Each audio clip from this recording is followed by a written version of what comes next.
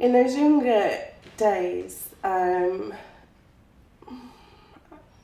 not so much in the first years, but then when I reached the age of perhaps 23, 24, that's when I experienced the first death of a friend. So then it became much more part of my life, and I became much more aware. And I suppose became much more involved. So things like, the vigil and the campaigns and getting involved in fundraising became part of my normal life, really, became part of my everyday life.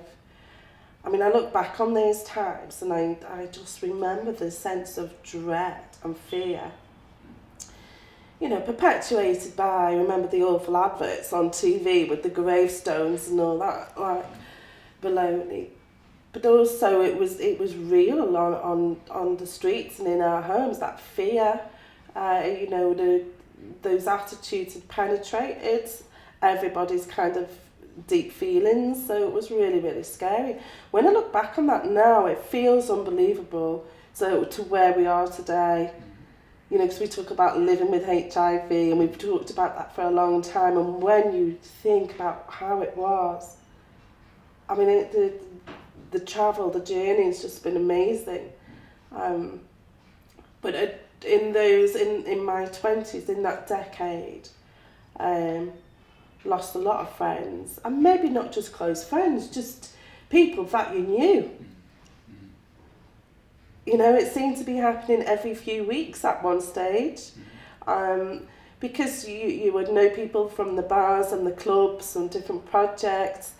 And I remember a time in my 20s where it just felt like, every other month or something, you would hear about somebody else being very ill or dying.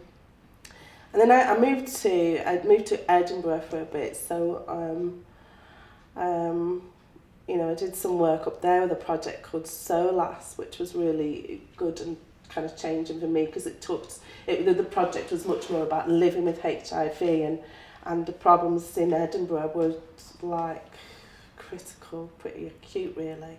So I was doing community arts then, so I used to do a lot of arts projects at SOLAS. And SOLAS was this amazing place that had a cafe.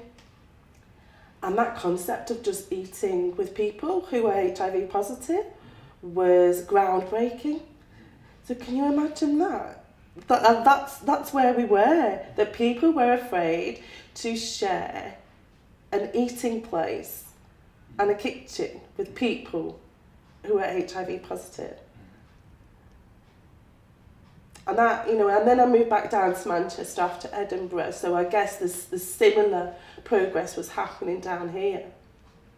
But that's what it was like. People did not want to share a toilet, people did not want to share a knife and fork, people did not want to eat in the same canteen or cafe where other people food was prepared. Absolute total awful stigma, awful. I mean, God knows what the people actually went through mentally at those times. And there were just little pockets of charities and self-help community groups that were the only support. Actually, there was not really any mainstream support. I didn't work for the NHS back then. Obviously, I was doing the community arts work, but I can't imagine that there was any kind of mainstream support at all to deal with physical or mental and emotional health.